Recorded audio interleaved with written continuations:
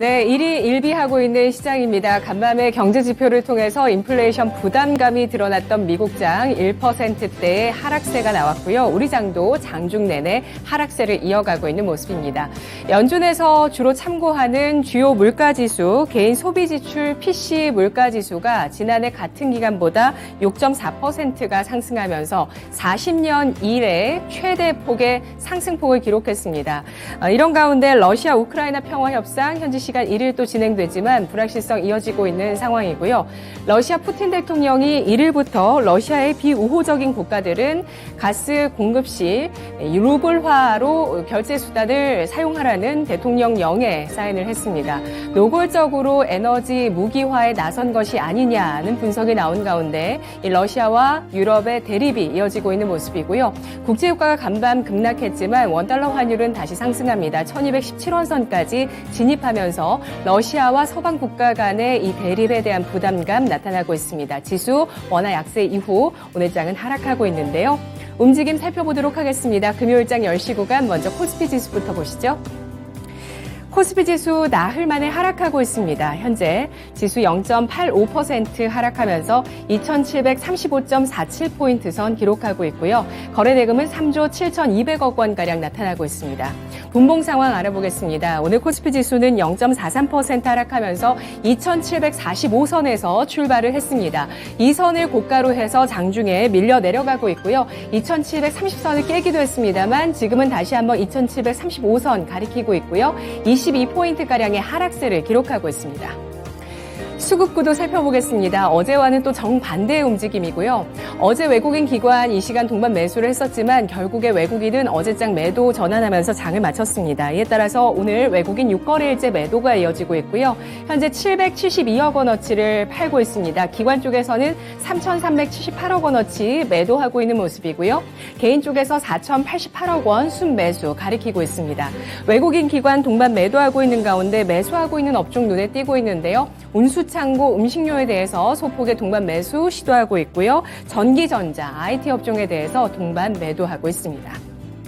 업종 동향 살펴보겠습니다. 유가증권 시장에서 현재 은행 업종이 1.85%로 가장 크게 빠지고 있고요. 경기 민감주 철강 금속이 동반해서 1.3% 하락세 기록하고 있습니다. 운송장비, 의료정밀, 의약품까지 1% 이상의 낙폭을 기록하고 있습니다. 상승하고 있는 업종 보겠습니다. 섬유 의복 업종의 오름세 눈에 띄고 있는데요. 3% 넘게 강세를 나타내고 있고요. 음식료품 업종이 0.7%, 전기가스 0.68% 오름세 나타내고 있습니다. 시가총액 상위 종목군들 전체적으로 하락세에 우세한 모습 나타나고 있는데요. 이 하락세 가운데서 눈에 띄고 있는 종목은 자동차주 그리고 철강주가 되겠습니다. 현대차가 1.94% 하락하면서 17만 7천 원 선 기록하고 있고요. 포스코홀딩스가 1.88% 하락하면서 28만 7,500원 선 거래되고 있는 상황입니다. 인플레이션에 대한 부담감, 여기에 러시아발 이슈에 따라서 공급망 차질 우려감이 계속되고 있는 모습입니다. 러시아 우크라이나 사태가 다시 한번 기대감이 후퇴하고 있는 그런 모습들에 따라서 현재 자동차주 그리고 경기에 대한 우려감이 나오면서 철강주까지 동반해서 하락하고 있다고 보실 수 있겠는데요. 여기에 인플레이션 우려하면 또 금리 인상에 대한 가능성 부각이 되죠. 카카오뱅크가 2.33%가 하락하면서 5만 400원 선 거래가 되고 있고요. 위쪽으로 보겠습니다. 반도체주의 움직임도 함께 살펴보시죠. 오늘장 삼성전자, SK하이닉스 각각 7만 원 선과 12만 원 선을 이탈하면서 조정을 받고 있는 모습 나타내고 있습니다. 유가증권 시장의 첫 번째 특징 살펴보겠습니다. 국제유가 다뤄보겠습니다. 항공주가 방긋 웃고 있습니다. 간밤 미국의 비축유 방출 소식에 따라서 국제유가가 크게 하락을 했는데요. 미국이 국제유가의 이 고유가에 대한 대응 방안을 발표하고 있는 모습입니다. 6개월간 하루 100만 배럴의 비축유를 방출하겠다라고 발표를 했고요. 역대 최대 규모의 전략 비축유 방출에 따라서 간밤 국제유가가 7%까지 하락하며 $100 선으로 밀려 내려갔습니다. 이에 따라서 유가 하락에 반응하는 된 게 항공주이고요. 여기에 리오프닝 기대감까지 더해지고 있는데요. 오늘 또 다음 주부터 적용할 사회적 거리두기 방침이 발표가 되는 가운데 차기 정부로 가면 갈수록 엔데믹에 따른 개방이 더욱 확대될 것이라는 기대감, 이에 따라서 위드 코로나에 대한 기대, 항공주에 실리고 있습니다. 올 여름 휴가가 이 보복 소비, 여행에 대한 보복 소비의 기폭제가 될 것인지 시장 주목하고 있고요. 이 가운데 대한항공이 2.6%, 아시아나항공 1.8%, 진에어가 4.5%, 제주항공도 4% 넘게 상승하고 있고요. 에어부산이 0.6%, 희웨이항공도 비슷한 폭으로 상승세 나타내고 있습니다. 이어서 유가증권 시장의 두 번째 특징은 쌍용차 인수전 참전입니다.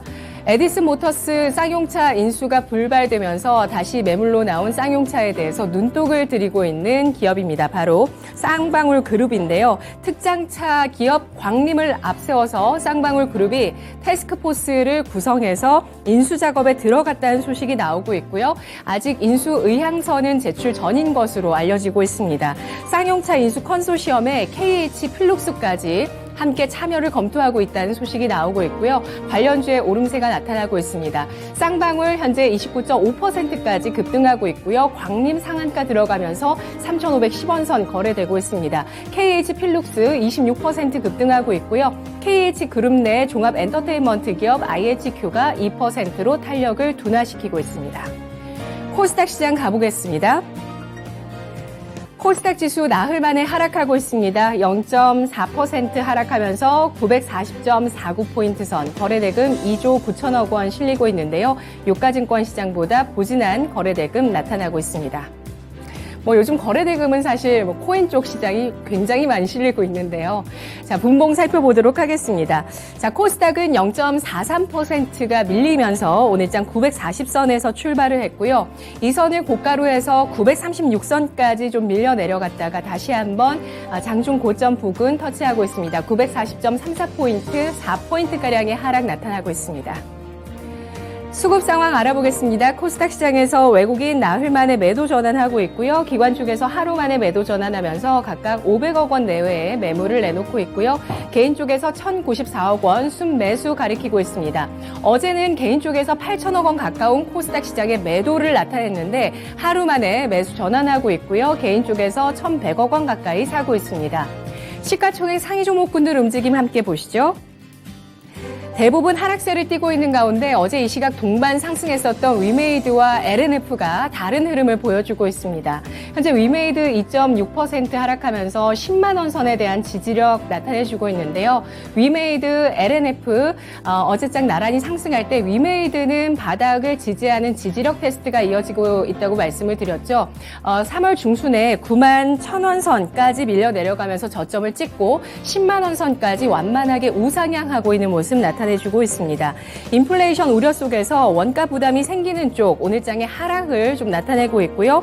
금리 상승에 따라서 성장주에 대한 투자 심리 위축, 금리 상승 전망에 따라서 성장주의 투자 심리 위축도 나오고 있습니다. 경기 우려감에 따른 경기 민감주 내려서는 가운데 판가 전이가 가능한 쪽이 배터리 소재가 될 것이라는 최근 시장 전망 힘이 실리고 있는데요.